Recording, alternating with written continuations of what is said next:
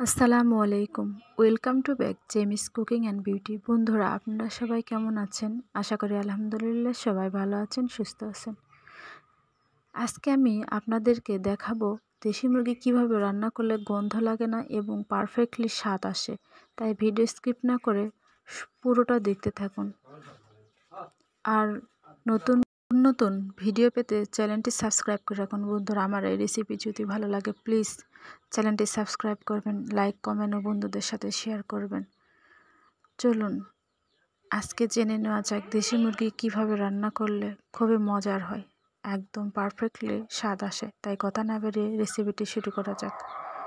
বন্ধুরা, আজকে আমি আপনাদের দেখাবো দেশি মুরগি কিভাবে রান্না করলে বেশি স্বাদ আসে। আমি এখানে একটা দেশি মুরগি নিয়েছি। মুরগির মাংসগুলোকে কেটে ধুয়ে পরিষ্কার করে নিয়েছি। এখন আমি এর মাঝে দিয়ে দিচ্ছি 1 কাপ পরিমাণ পেঁয়াজ।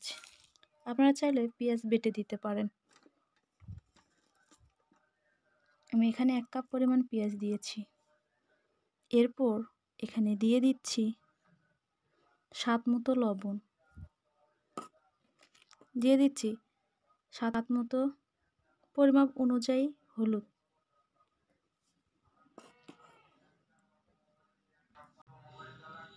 হাফ চামচ পরিমাণ গুঁড়া মরিচ। এরপর দিয়ে দিচ্ছি তেজপাতা, দারুচিনি ও সাদা এলাচ।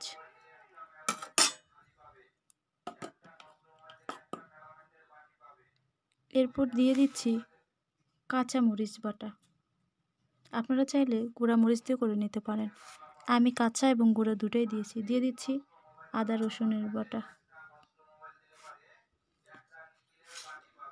এরপর দিয়ে দিচ্ছি টক দই,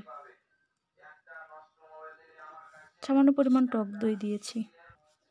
এরপর দিয়ে দিচ্ছি 4টা লবঙ্গ। এরপর দিয়ে দিচ্ছি পরিমাণ অনুযায়ী তেল। পরিমাণটা বলছি না, কারণ আপনারা বাড়িয়ে বা কমিয়ে নিতে পারেন। তেল দিয়ে সুন্দর করে সবগুলো উপকরণ একসঙ্গে মিক্সড করে নিতে হবে। হাত দিয়ে মাখালেই মুরগির মাংসর স্বাদটা ভালো আসে।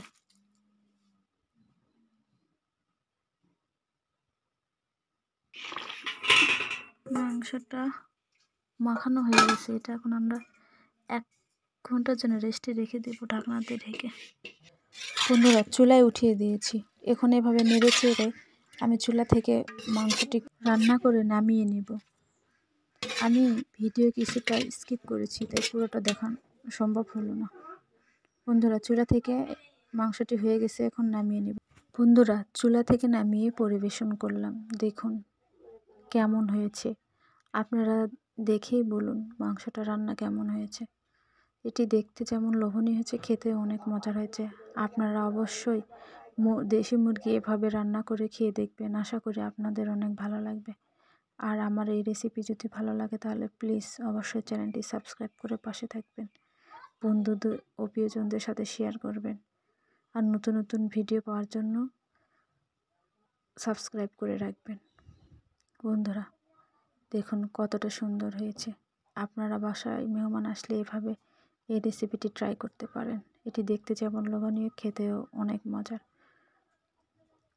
সবাই ভালো থাকবেন, সুস্থ থাকবেন। আজ তাহলে এই পর্যন্ত। খোদা হাফেজ।